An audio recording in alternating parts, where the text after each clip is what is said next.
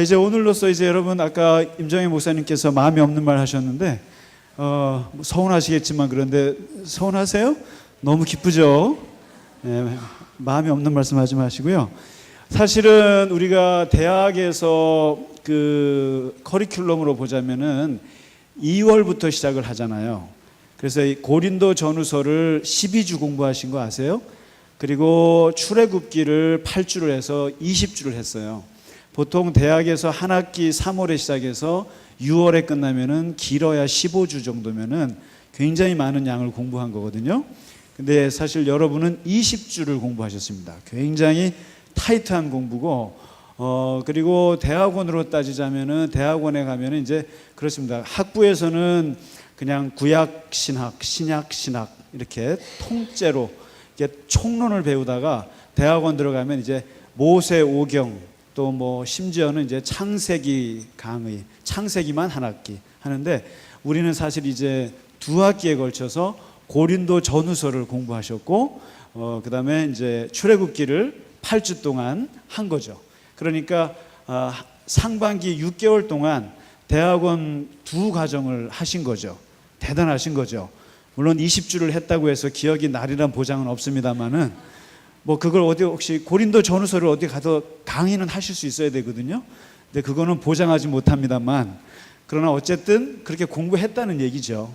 그러니까 공부를 했고 오늘 이제 출애굽기를 이제 8주 동안 하면서 이제 마무리를 합니다. 그래서 오늘 듣는 강의는 이 강의를 듣고 어디 가서 출애굽기를 적어도 한 15분 정도는 설명할 수 있으시면 좋겠습니다. 그래서 내가 그래도 출애굽기 강의를 들었노라 이렇게 이제 해야 되는데 오늘 일단 끝나고 나서 여러분 종강 20주 했는데 그냥 갈 수는 없잖아요.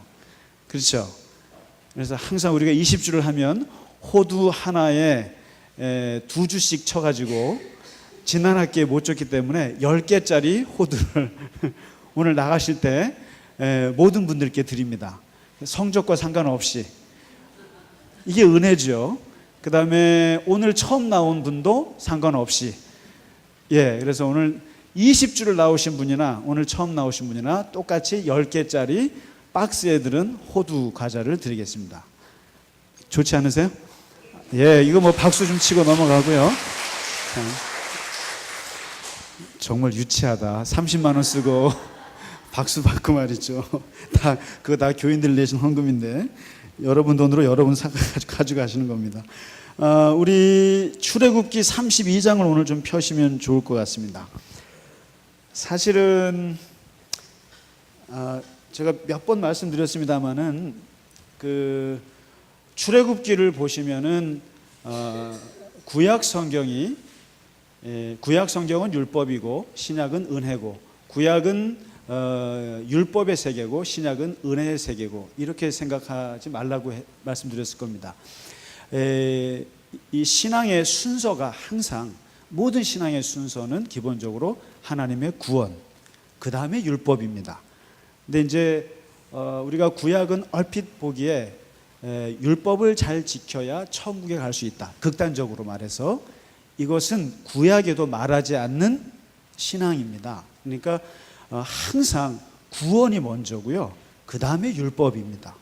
그러니까 네가 구원 받았기 때문에 율법을 줘서 하나님의 말씀대로 살아봐. 힘들더라도 그렇게 살아봐 이거지.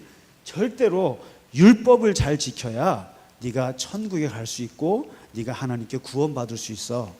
율법이 구원의 조건이 절대 아닙니다. 그러니까 이 율법을 잘 지켜야 구원받을 수 있다고 하는 것이 바로 율법주의죠. 율법주의이기 때문에 구약은 한 번도 율법주의를 말한 적이 없다는 거. 그 대표적인 책이 바로 이 출애굽기입니다. 이 출애굽기를 보면은 신앙의 아주 그 기본 틀이 정확히 나와 있는 책이 이 출애굽기입니다. 그래서 시간을 아끼기 위해서 제가 아까 오후에 혼자 열심히 썼습니다. 지금 쓰면은 그거 할 것 같아서 이 출애굽기를 40장까지 보실 때 딱 그냥 그 출애굽기를 쓸 때 그 순서 자체가 신앙의 순서를 정확히 얘기해 주고 있습니다. 잘 안 보이시더라도 그냥, 잘 안 보이시죠? 그냥 설명드릴게요. 1장부터 4장까지 첫 번째 세 단락입니다. 크게 1장부터 4장까지, 그 다음에 5장에서 18장까지 이렇게 빨간 선 있죠. 그 다음에 19장에서부터 40장까지 이렇게 세 단락으로 나누는데요. 1장부터 4장까지가 고통의 역사, 히브리 노예들의 고통의 역사를 얘기하고 있죠. 이렇게. 그래서 히브리 민족이 노예가 됐고 어린아이들을 죽이는 일이 벌어지고 이때 모세가 태어났다.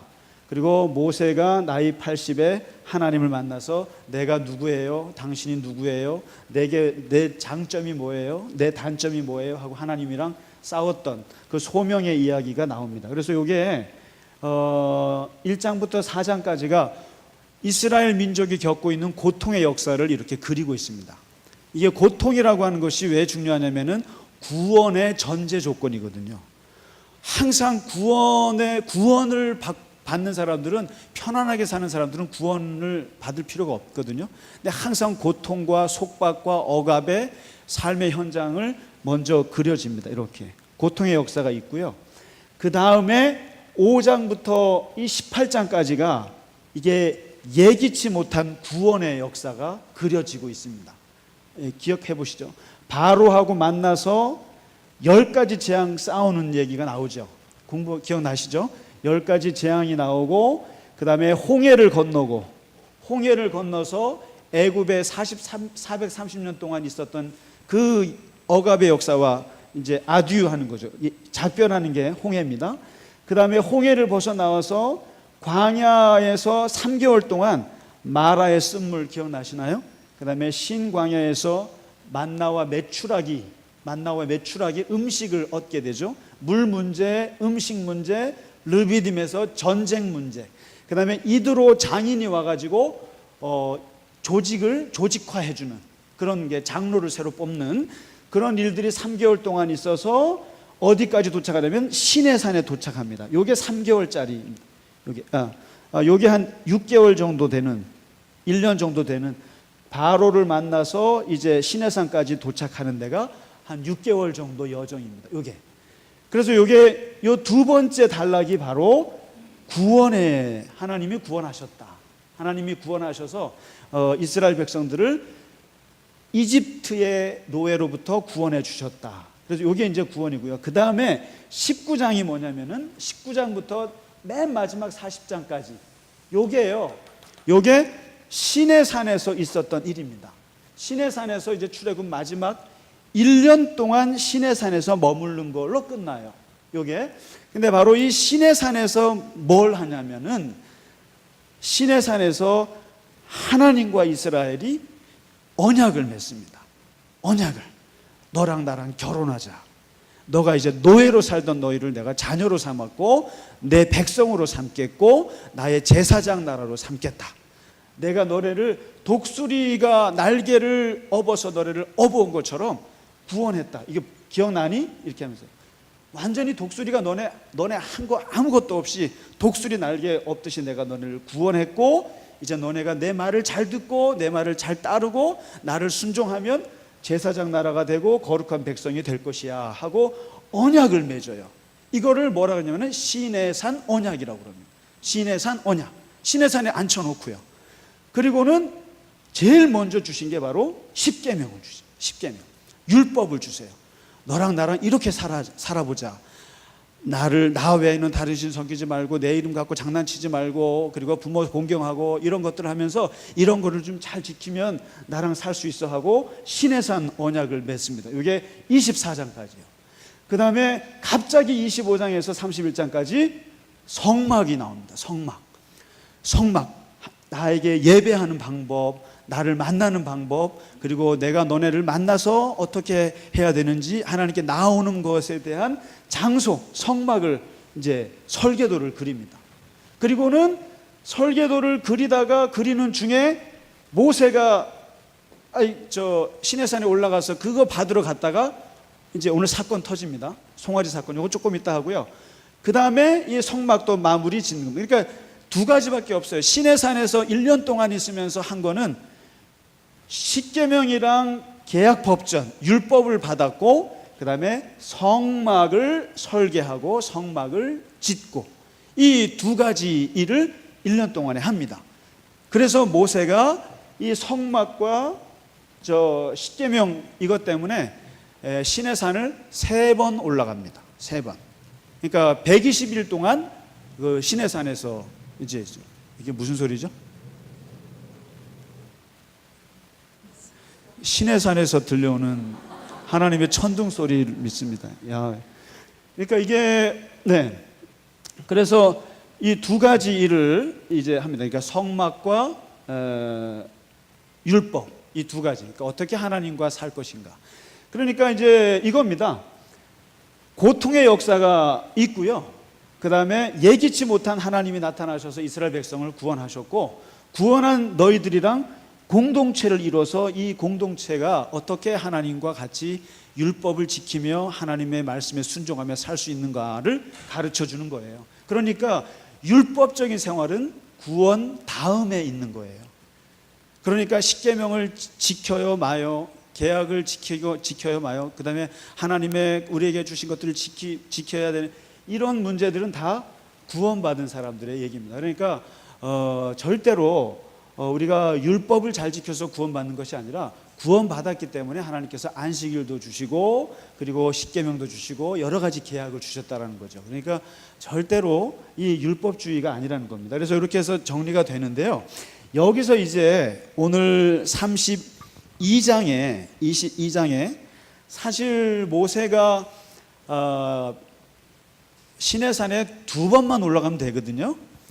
하나는 십계명 가지러 한번 갔어야 되고, 하나는 성막 설계도 가지러 가는 거였거든요. 그런데 그만 성막 설계도 가지러 갔다가 사고가 난 거예요. 그게 그래서 할 수 없이 40일을 또 가게 되는, 그래서 3번을 시내산에 올라가게 되는 그런 건데, 참 나쁜 백성들이죠. 하루만 금식해도 힘든데 40일을 한 번 더 하게 되는데, 그 사건이 바로 32장입니다. 한번 24장을 펼쳐보시면은 거기에 이제 모세가 나이 한 40살 차이 나는 여호수아를 측근으로 데리고 있었습니다. 그러니까 비서실장이죠, 일종의 비서실장이기도 하고 경호실장이기도 하고 뭐 이런 거죠. 그러니까 이 여호수아만 데리고 이제 이 성막 설계도 받으러 올라가는 거예요. 2번째 올라가는 겁니다. 지금 그 시내산에 올라가는데 24장에서 올라가고요. 그 다음에 25장, 26장, 27장, 28장, 29장, 30장, 31장 요까지가 성막 설계도입니다. 이게 지금 성막 설계도는 지난주에 우리가 들었죠, 그죠? 예, 들었죠.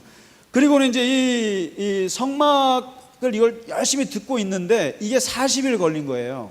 이게 40일 걸리는데 32장에 모세는 밥도 못 먹고 물도 못 마시면서 열심히 성막 설교들을 듣고 있는데 밑에 있는 백성들은 기다리지는 못하는 거죠.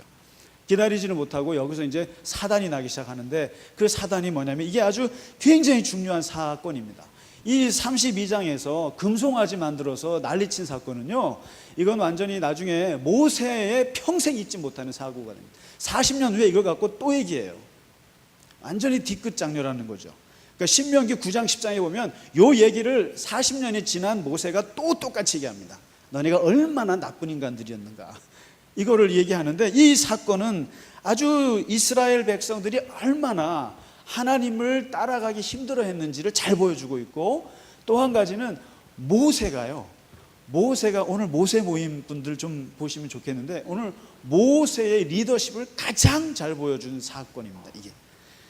그러니까 이게 한 5막으로 이루어집니다. 5막으로 이루어지는데, 1막은 1장 1절부터 31절부터 뭐냐면 6절까지인데요. 이스라엘 백성들이 40일을 참지 못하는 겁니다. 40일을 참지 못하고 무슨 말을 하냐면은, 모세 어디 갔어? 얘 도대체 우리를 인도해냈다고 하는 요 모세라는 사람 어디 갔어? 하면서 이게 며칠이 지나도 참 오지 않는다는 거예요. 그러니까 궁금하다가 그 다음에 무슨 마음이 드냐면은 불안한 마음이 드는 거죠. 불안한 마음이 들고 마치 부모를 잃어버린 자식 같은 느낌? 그러니까 이 속이 헛헛해서 견딜 수가 없어서 이제 누구를 찾냐면은 아론을 찾아요. 아론이 모세보다 3살 형이에요. 그리고 아론은 이게 그 모세가 제사장 쪽으로 이렇게 분담을 했어요. 그런데 이 아론을 붙잡고 우리를 인도한 신을 빨리 만들어라. 그래서 그 요구를 합니다. 근데 여기서 아론이 어떻게 행동하는지 아세요? 아론이요? 너네 집에 있는 금들 다 가져와라. 그 다음에 가져오니까 그거 갖고 금송아지를 누가 만들어요? 아론이 만들었어요. 아론이 만들고 그 다음에 제단을 쌓았어요. 그리고는 그 위에 금송아지를 올려놓고 공포했어요. 이 송아지가 애굽 땅에서 너희를 인도해낸 신이다. 그리고는 내일은 여호와의 절 안식일이니까 알아서 해라. 뭐예요? 다음 날 와서 그 송아지 앞에서 춤을 추고 번제를 드리고 화목제를 드리면서 예배를 드리게 한 거예요. 그러니까 이제 이 아론이라는 사람을 좀 주의 깊게 보셔야 됩니다. 아론이라는 사람이 조금 이따 보시죠. 그런데 이제 이 상황을 시내 산에서 하나님은 캐치를 하신 거예요. 캐치하시고 7절부터 10절에 이막이 나오는데요. 이막에서 하나님이 갑자기 하나님의 분노가 나옵니다. 하나님의 분노가 나오는데 모세한테 성막 설명하시다가 갑자기 야, 너 그거 그만두고 내려가. 너네 산 밑에 지금 너네 백성들이 썩었어. 부패해서 썩었어. 근데 이 썩었다는 말을 하나님이 하시면서 그 썩은 내용을 얘기하시는데요. 되게 무서워요. 뭐라고 하는지 아세요? 사람이 부패했다. 하나님 앞에서 썩었다. 이 썩었다는 말 속에는 무슨 뜻이냐면은 마음이 떠났다. 여기 있습니다. 첫 번째는 마음이 떠났다. 그 다음에 자기를 위해서 송아지를 만들었다. 근데 여기서 하나님이 이스라엘 백성들의 심리를 정확히 분석했어요. 우상을 숭배하는 심리가 뭔가, 그리고 우상을 만들어서 거기서 예배하고 제물을 드리는 심리의 원인이 뭔가. 예, 자기를 위하여, for myself, 자기를 위하여 우상을 만들었다. 그리고는 이것이 우리를 애굽에서 인도해낸 신이라고 지금 떠들고 있다. 이렇게 이제 하나님이 그 이스라엘 백성들의 모습을 분석을 해주시면서 뭐라고 딱 집어서 말씀하냐면요, 정말 이스라엘 사람들은 듣기 싫을 거예요, 이 말을. 뭐냐면 목이 뻣뻣한 백성. 이게 앞으로 계속 나와요. 계속 하나님이요, 이 하나님이 뒤에도 보시면 참 이 뒤끝이 보통 분이 아니세요. 그러니까 굉장히 뭐라고 하냐면 목이 뻣뻣한 백성. 이 표현이요, 아주 무서운 표현인 것이 모든 사람의 교만이냐 겸손이냐는 어디에 달려있냐면은 목에 달려있다고 보신 거예요. 그리고 하나님께 순종하느냐 불순종하느냐는 어디에? 목에 달려있다. 우리가 It's up to you 그러죠. 당신에게 달려있다. It's up to인데 목에 달려있다. 근데 이 목이 갑자기 목을 만지지 마시네. 목이 겸손으로 가느냐 교만으로 가느냐, 순종으로 가느냐 불순종으로 가느냐의 딱 갈림길이 어디냐면 목에 있다는 거죠. 그런데 문제는 너네는 목에 기부스를 했다 이거죠. 우리 현대말로 목에 기부스를 해서, 목이라고 하는 것은 유연해야 된다는 거예요. 유연해서 이것은 이 너의 머리, 이 머리를 어디로 향하는가의 방향을 잡아주는 게 목인데 전부 다 목이 그냥 기부스를 해가지고 굳어버렸다는 거예요. 그러니까 목에 기부스를 하면 굽힐 줄을 모르니까 이 말 속에는 굉장히 교만하다, 굉장히 교만하고 굉장히 숙일 줄 모르고 순종할 줄 모르고, 그리고 이렇게 사람이 무릎 꿇을 줄 모른다 이거죠. 그래서 이 표현을 40년 동안 하나님께서 쓰세요. 목이 뻣뻣하다 너네 백성은. 근데 이 목을 푸는데 쉽게 말하면 40년이 걸렸다고 봐죠. 그렇게 이제 얘기를 하면서 뭐라냐면은 나를 말리지 마라, 내가 전부 다 죽여버리겠다. 몇 명? 200만 명을 죽여버리겠다. 이러니까 이제 산막이 등장하는데요, 11절부터 13절에 아주 유명한 모세의 중보기도가 나옵니다. 이제 이 분노하신 하나님을 모세가 어떻게 말리는가, 이 말 정말 저는 이것을 아브라함의 그 소돔과 고모라를 위한 중보 기도에 이어서 성경에 나오는 가장 위대한 중보 기도라고 봅니다. 왜냐하면 이 11절부터 13절에 모세가 한번 하나님께 시내산 꼭대기에서 따지는 걸 보실래요? 딱 세 마디예요. 딱 세 마디의 논리로 하나님의 분노를 탁 접어버립니다. 하나님이 전부 다 죽여버리겠다 그러는데 모세가 세 마디를 딱 던지니까 하나님이 꼬리를 딱 내렸는데 그 기도가 뭐냐면요, 하나님 왜 화내십니까? 왜 화내세요?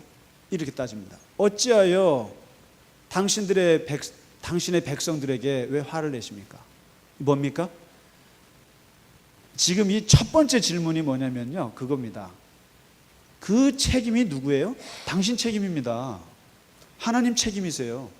주의 백성입니다. 당신이 데리고 나오신 당신의 백성입니다. 당신의 백성을 놓고 지금 마치 남의 백성 얘기하듯이 화를 내십니까? 이렇게 따지는 거죠. 무서운 얘기죠. 아버지 자식이에요. 그러니까 아버지가 자식 죽이겠다고 하는 건데 그 맏아들이 말리는 거예요. 아버지 자식이에요. 아버지가 나와놓고 무슨 얘기하세요? 지금 그 얘기입니다. 근본 뿌리가 어디 있냐 이거예요. 하나님이지 않습니까? 일방적으로 예기치 못하게 구원해 놓으시고는 당신도 책임 있어요. 왜 화내세요? 이렇게 따지는 겁니다. 그 다음에 이제 한번 하나님을 이렇게 어떻게 보면 멱살 잡듯이 이렇게 따지고 두 번째 얘기가 뭐냐면은 하나님 체면 좀 생각하세요. 당신 체면. 소셜 포지션 좀 생각하시라고요. 당신. 그러면서 뭐라고 하는지 아세요? 애굽 사람들이 뭐라고 그러겠습니까? 하나님. 애굽 사람들이 결국에 당신이 200만 명의 남녀노소 다 죽여버리면 소문이 안 나겠어요? 뭐라고 나겠어요? 아이고 자기 백성들 데리고 나가서 광야에다가 죽이려고 저렇게 데리고 나갔구나. 그런 소리 듣고 싶으세요? 이 신학이 바로 하나님 영광의 신학이에요. 하나님의 영광을 생각하세요. 하나님의 명성을 생각하시고요. 하나님의 체면 좀 생각하세요. 어떻게 그런 생각도 못 하시고 그냥 지금 화가 나신다고 광야에서 전부 다 애들 죽이려고 그러세요? 이 얘기를 합니다. 그러니까 움찔하죠. 움찔한 데다가 이제 마지막 카운터 파트를 날리는 게 바로 13절이에요. 13절에 하나님이 빼도 박도 못하는 말씀을 하시는데 창세기에부터 약속하신 하나님의 약속이 있지 않습니까? 아브라함에게 약속했죠. 하늘의 별과 땅의 모래들. 그 다음에 이삭에게도 똑같은 얘기했죠. 자손들 많이 줄 거라고. 야곱에게도 자손을 많이 준다고 해서 13명씩 낳았잖아요. 그 다음에 요셉에게 약속하셨죠. 500년 전에 600년 전에 아브라함 때부터 약속했던 거 우리가 들어왔는데 그 하늘의 별 같은 자손을 주겠다고 하는 약속의 결과가 지금 여기 200만 명 아닙니까? 하나님의 약속을 생각하셔야죠. 당신이 500년, 600년 전에 약속했던 거 지금 그 열매로 우리가 200만 명이 광야에 있는데 그 약속은 왜 안 지키십니까? 여기서 지금 다 죽여버리면 아브라함에게 했던 약속은 어디 가고 이삭에게 한 약속은 어떻게 되는 겁니까? 하나님이 약속을 지키셔야죠. 그래서 바로 이 세 가지, 그러니까 하나님 책임의 신학, 하나님 당신 책임이 있습니다. 둘째, 하나님 영광의 신학, 하나님 영광을 생각해 보셔야죠. 그 다음에 하나님의 약속의 신학, 당신이 약속하신 건 지키셔야 되는 거 아닙니까? 이렇게 따지니까 뭐 이걸 일컬어서 요즘에 뭐라 그러는지 아세요? 예? 이렇게 말하면 하나님이 할 말이 있으시겠어요? 이거를 팩트 폭력이라고 그럽니다. 팩트 폭력. 그 사실을 정확히 내밀어 가지고 꼼짝 못하게 하는 걸 요즘에 팩트 폭력이라고 들어보셨나요? 예. 이 자식이 말이죠. 아버지한테 이 팩트 폭력을 하면 아버지가 꼼짝 못하는 거죠. 아버지가 약속했잖아요. 아버지 체면 생각해 보세요. 아버지 책임 없어요? 이렇게 따지니까 하나님이 그대로 꼬리를 내리십니다. 그대로. 그래서 이 모세의 중보 기도는 하나님을 설득하는데 아주 중요한 기도였다는 거죠. 그렇게 해서 이 하나님의 화를 끌어내렸어요. 그런데 이제 사막에 가시면 15절부터 28절이 클라이막스인데요. 이제 하나님의 분노는 가라앉혔습니다. 그런데 여기서 모세가 정말 하나님의 사람이라는 게 하나님의 분노를 가라앉히고 그 하나님의 분노를 자기에게로 가져옵니다. 자기에게로 전이시켜요. 자기에게로 그 분노를 가지고 와서 하나님을 안정시키고 돌아서요. 시내산에서 돌아서서 그 분노를 자기가 품에 안고 이제 가지고 옵니다. 가지고 와서 여호수아랑 내려와요. 내려오는데 뭐 난리도 아니에요. 밑에서 뭐 소리가 나는데 야 저거 뭔 소리냐 그랬더니 여호수아는 군인이니까 아무래도 싸우는 소리 같은데요. 그러니까 모세가 아니야 저건 승전가도 아니고 패전가도 아니야.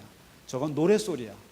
내려갔더니 금송아지 주위에 모여가지고 춤추고 난리가 난 거예요.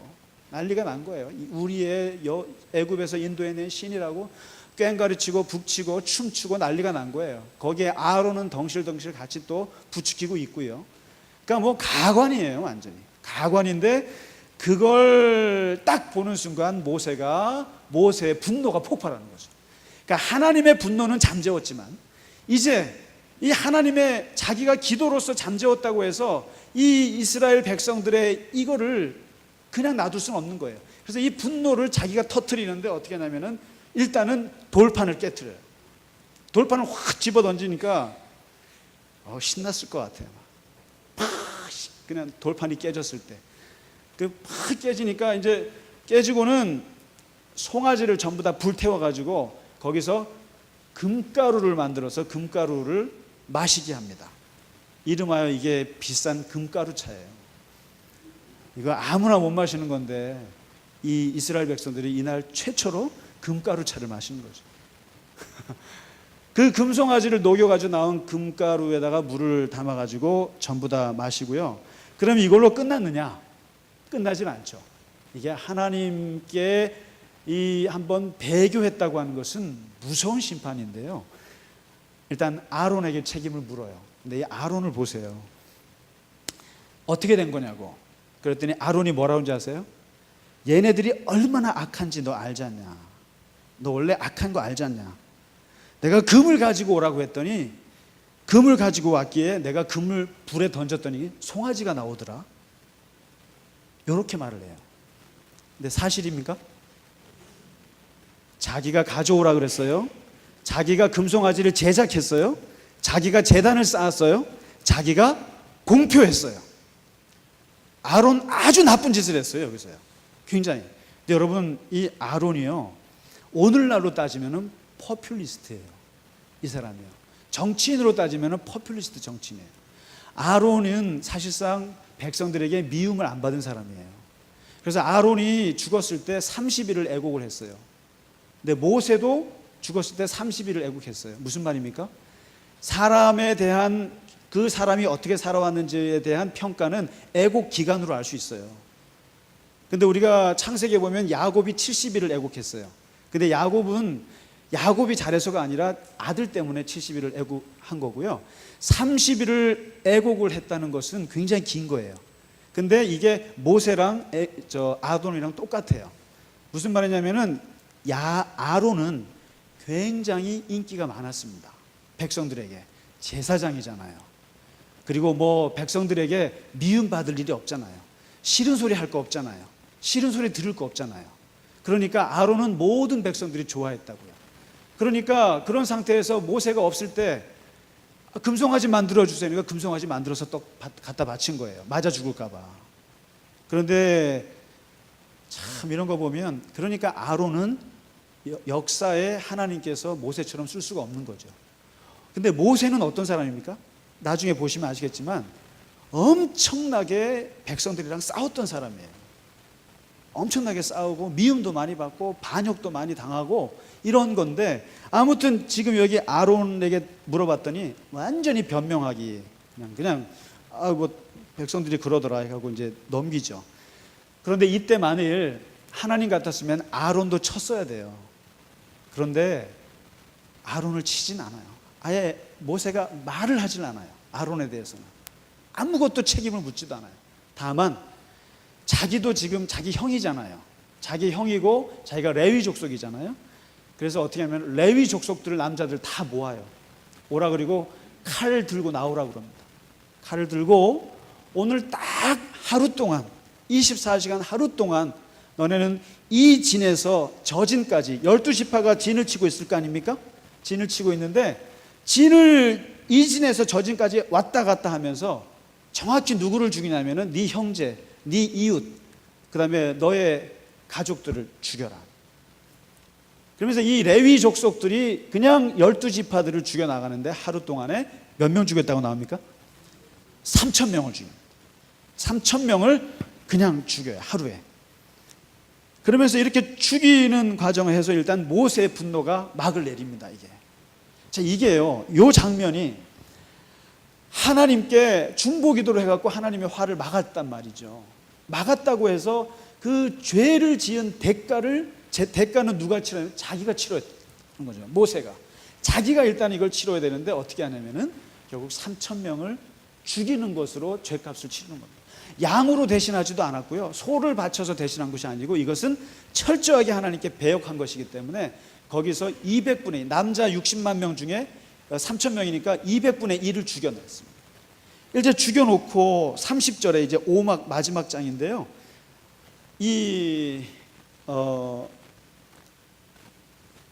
오막 모세가 저기 30절부터 마무리를 짓는데 보면은 이 자기가 죽인 3,000명의 백성들을 모아놓고 뭐라고 말하냐면은 우리가 우리의 아들과 우리의 형제를 쳐 죽였으니 오늘 이 사람들의 죽음은 하나님께 바쳐진 것이다. 이렇게 얘기합니다. 바쳐진 것이다. 이게 바로 홀로코스트의 뜻이에요. 버닝, 번제로 바쳐졌다. 그래서 우리가 그 이스라엘 사람들이 히틀러한테 580만 명이 죽은 걸 갖고 홀로코스트라 그러잖아요. 근데 우리는 그걸 그냥 대량 학살이라고 얘기하지만 그 사람들은 뭐라고 하냐면 홀로코스트, 이게 뭐냐면 번제란 뜻이에요. 번제. 하나님께 바쳐졌다. 우리가 비참하게 아우슈비츠에서 죽은 거지만 우리는 그거를 죽었다고 말하지 않고 하나님께 바쳐졌다고 믿는다. 그래서 자기는 홀로코스트란 말을 써요. 근데 바로 그 말을 지금 모세가 처음 쓰는 거예요.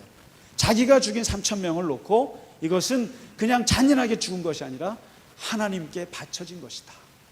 그러니까 죄를 지어서 죽은 거거든요. 그런데 그것을 하나님께 바쳐진 것이다. 제물로 바쳐졌다.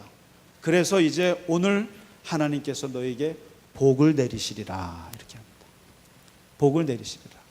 하나님께서 이제 너에게 복을, 왜냐하면 너희가 큰 죄를 범하였기 때문인데 이제 내가 다시 또 신의 산에 올라간다.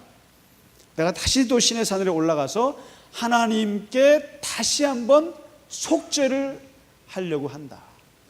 하나님을 내가 다시 한번 또 어루만지러 간다. 하나님의 화를 다시 한번 또 하러 간다. 그리고는 신의 산에 올라가서 뭐라고 하는지 아세요? 뭐라 하냐면 하나님 앞에 서서 정말 슬픕니다. 하나님 정말 슬픈데 우리 백성이 정말 큰 죄를 졌습니다. 정말 큰 죄를 졌습니다. 그러나 제가 내려가서 3,000명을 죽였습니다. 내가 내 형제, 내 피 같은 형제들을 내가 3,000명을 죽이고 돌아왔습니다. 돌아왔으니까 이제는 그 죄를 좀 사해 주십시오 하고 빕니다. 그런데 이 비는 게 너무너무 그 모세로서는 그 어떻게 만족이 안 되나 싶은지 몰라도 아주 유명한 말을 합니다. 여기에 그 32절에요. 이게 어떻게 보면 그 구약에서 하나님께 죄 용서를 받는 기도 중에 가장 강한 기도라고 볼 수 있는데요. 그게 뭐냐면 만일에 그래도 3,000명이 죽은 것도 화가 안 풀리신다 그러면 저의 이름을 하나님의 생명책에서 지워 주십시오. 다시 말해서 저의 육적인 영적인 죽음 받을 테니까 저를 죽여 주십시오. 그러니까 저라도 죽여 주십시오. 저의 이름을 완전히 영원한 생명책에서 지워 주십시오. 그래도 화가 안 풀리시면 이거 대단한 얘기입니다. 그러니까 하나님께 내가 저주를 받더라도 내 백성들을 좀 용서해 주십시오. 이렇게까지 이제 얘기를 하니까 이제 하나님께서 화가 풀리신 거예요. 그러면서 그래, 누구든지 내게 범죄하면 내 책에서 지우리라. 그리고 이제 가서 백성을 인도하라. 이제 내 천사가 너를 앞서 이제 플랜을 짤 것이다. 그리고 신의 산을 떠나라. 그러면서 하나님의 또 다시 뒤끝이 나옵니다. 33장에 뭐가 나오냐면요, 또 얘기 나와요. 너희는 목이 곧은 백성이라. 이게 또 얘기 나와요. 너희는 또 목이 곧은 백성이다. 그래서 모세한테 뭐라는 줄 아세요? 길가에서 내가 너네 백성들 만나지 못하게 해줘.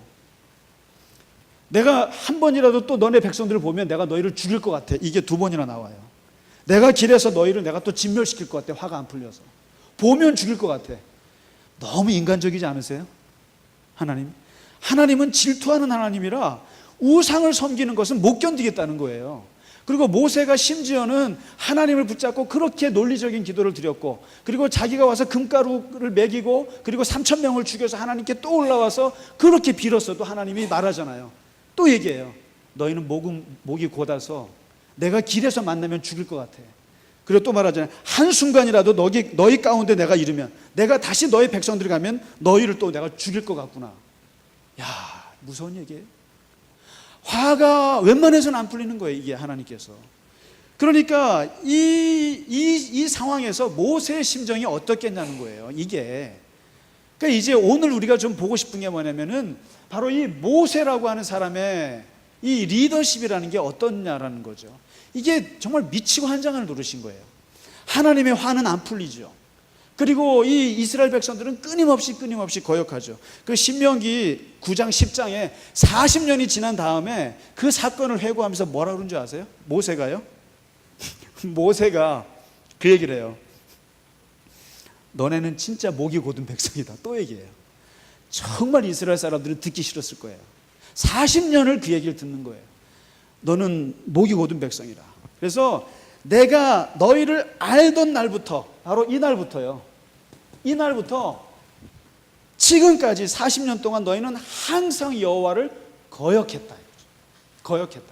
거역의 역사예요. 40년의 역사가. 그러면서 그 장소까지 돼요. 장소까지. 다베라에서 그랬지, 마사에서 그랬지, 기브로핫다에서 그랬지, 가데스 바네에서 그랬지, 여기 시내산에서 그랬지. 그 기록을 다 모세도 기억하고 있는 거예요. 하나님께 그 거역했던 역사, 목이 곧아서. 그리고 40년 동안 하나님은 계속 분노한 역사. 분노하면서 분노하고. 그러면 나는 뭘 했느냐, 그 사이에서. 너네는 계속 거역하고 하나님은 계속 분노해서 길가에서 만나면 죽이려고 덜벼드시는 하나님 앞에서 내가 한 건 뭐냐면 계속 말렸다 이거예요. 계속 말렸다. 40년을 말리다가 내가 지쳤다 이거죠. 그 얘기입니다. 나는 계속 중보기도 했고, 나는 계속 중간에서 중재했고, 계속 속죄했다. 내가 하나님 앞에서 중간에 껴가지고 그때마다 여호와께서 내 말을 들으사 너를 참아서 멸하지 아니하시고 그러잖아요. 그때마다 하나님이 내 말을 듣고 참아서 너희를 죽이지 않고, 그게 몇 년요? 40년. 어떻게 보면 마치 그 엄한 아버지와 나쁜 아들 사이에서 껴있는 엄마의 그런 마음 같은 것 같기도 해요. 끊임없이 아버지는 죽이려고 그러고 끊임없이 아들은 대들고, 그 사이에 엄마는 말리고 그러다가 돌아가시는 거죠.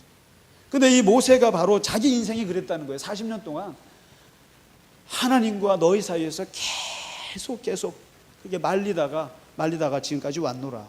그러면서 결국 신명기 34장에 모세가 120세에 죽거든요. 죽을 때 뭐라고 그러냐면은 그 모세와 같은 사람이 이후에는 나타난 적이 없는데 이 모세라는 사람은 두 가지 기가 막힌 능력이 있는 사람인데, 첫째가 이렇게 기록합니다. 참 여호와께서 유일하게 얼굴을 보면서 아는 사람이라는 거죠. 대면하여서 아는 자.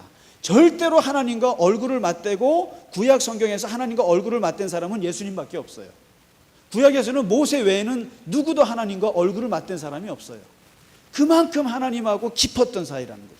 엄청나게 깊었던 사이고, 그 이후에 그런 사람이 나오지는 못했다는 거예요. 모세 같은. 그러니까 영성이 대단히 깊었던 사람이다. 그 다음에 두 번째 평가하는데, 그 깊은 교제 속에서 나온 게 뭐냐면 능력이었다는 거죠.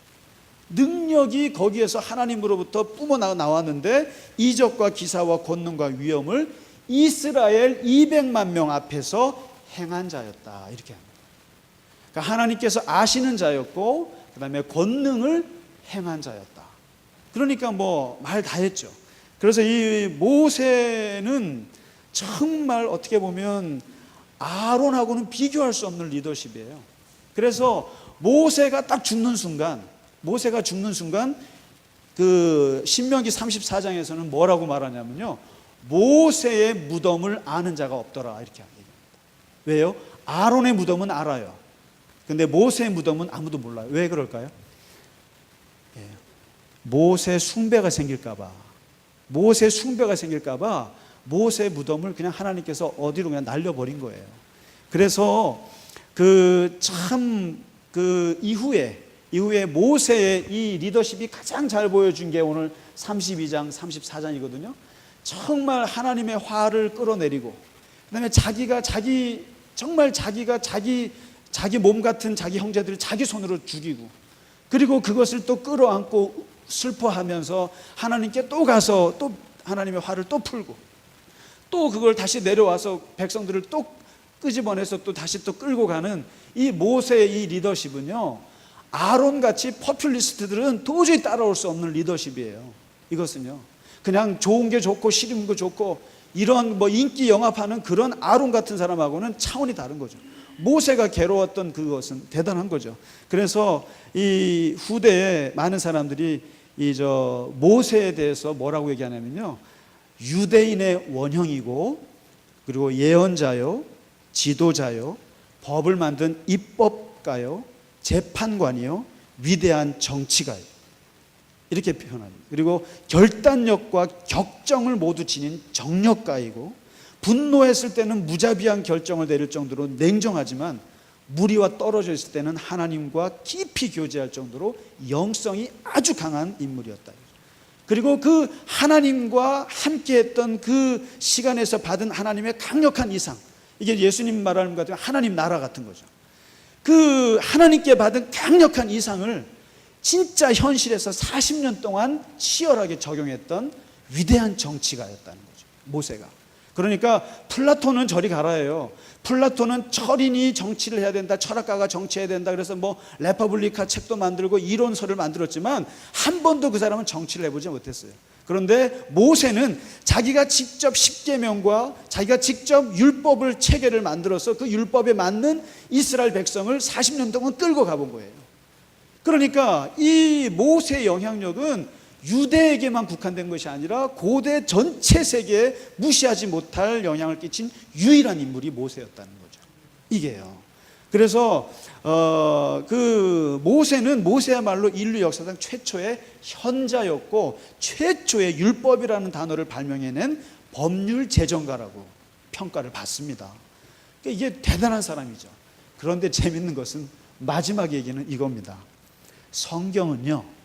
성경은 그렇게 위대한 모세도 절대로 잘났다고 신격화하지를 않습니다. 절대로. 그리스 신화 보세요, 로마 신화 보세요, 주변의 고대 신화를 보시면 다 제우스건 누군가는 다 신처럼 신격화합니다. 그런데 성경책이 정말 매력적인 것은 인간의 장점과 단점을 정확히 다 그려내고 있다는 거예요. 그래서 모세가 정말 기가 막히게 대단한 믿음이 있는 사람처럼 보이지만 어떨 때 보면 겁도 많고 실수도 많이 하고 짜증 많이 내고 신경질 내고 화내고 분노하고 이런 인간적인 것들을 출애굽기 이 모세오경에서 가감없이 그리고 있다는 거죠. 성경은요. 다윗은 안 그렇습니까? 누구든지 성경에서는 어떤 인간도 절대로 신격화를 시키지는 않습니다. 그래서 모세가 아무리 위대한 업적을 남긴 사람이라 할지라도 하나님께서 잠깐 쓰고 사라져간 그냥 하나님의 사람일 뿐이다. 그래서 나약한 인간의 모습을 그대로 다 묘사하고 있는 것이 성경이다. 그래서 성경은 참 매력적인 책입니다. 그죠? 네, 참. 그래서 오늘 이렇게 해서 출애굽기를 마무리를 하겠습니다. 정말 8주 동안 고생 많으셨습니다. 네, 감사합니다. 감사합니다. 네. 네, 그리고 이제 사실 이제 7월, 8월은 우리가 쉬고요. 대신 이 또 모세오경이 이제 시작을 해보니까 굉장히 중요해요. 그래서 주일 성경 공부 때는 레위기를 지난주부터 시작을 했어요, 사실. 그래서 레위기, 민수기 쭉 나가고 있습니다. 그러니까 혹시 모세오경에 관심 있는 분들은 계속 공부를 해 나가시고요. 그리고 9월에는 또 다른 주제로 성경 공부를 만나도록 하겠습니다. 고생 많으셨습니다.